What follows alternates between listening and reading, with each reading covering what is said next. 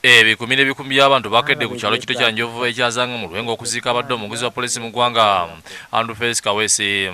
Omukolo gw'okumusabira gukolemeddwa Omusumba Masaka John Babs Kaggwa kutimukolobya ennyimba. Ayi Katonda aboonoonyi basanga okusaasirwa abatuukirivu okusanyuka tukwegayiridde.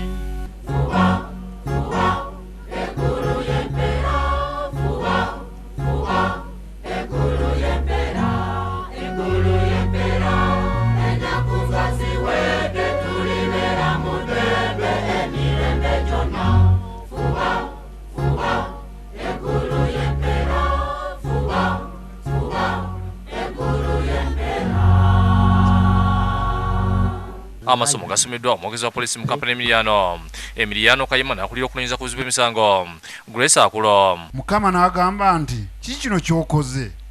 Omusaayi gwa muganda wo gunkaabirira nga gusinziira mu ttaka, kale kaakano okolimiddwa.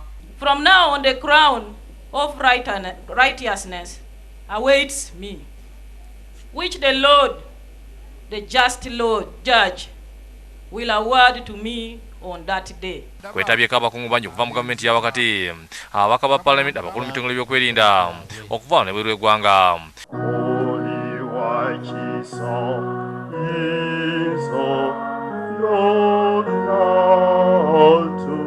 Yamulanze ki? Kaweesi abadde alina mpalanaaki era naani? Waakiri affe naye ate okufa mu ngeri eno ey'ekikangabwa, ey'entiisa, ey'obukambwe. Can you imagine? 30 bullets in his body. Kubanga ekyagudde Kaweesi nange kisobola okungwako enkya. Ate nze natidde nnyo. Nga nti oba omukulu ayisiddwa bw'atyo, banenze enswera n'aba ntya. Mu kuyigiriza Omusumba Kaggwa Musimi olw'emirimu gy'enjawulo gy'akoledde eggwanga n'asasira ennyo bamulekwa n'ab'enganda. Naye Kaweesi abadde ayagala nnyo amaka ge. He was a man of the family. Era ndowooza mwannyina Zanet ayinza okituwaako bwino. Ategeeza nti bamujjukirira okuba omugoberezi wa Kristo owannamaddala ng'eddiini ye agitambuliddemu. Omunnaddiini ddala ataateekako byambalo nga byange oba ng'ebyabannaddiini, naye abadde omugoberezi wa Kristo owannamaddala. Abadde eddiini ye agitambuliramu era abadde agoberera.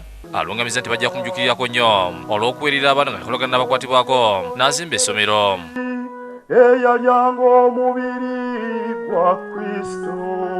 Nga mukulu ono ab'omu kitoolo noza munaalwawo okumwerabira olw'omulimu amatendo g'abakoledde mu kitoolo, ate munaddala mu kuteekawo ennyumba y'Omukama.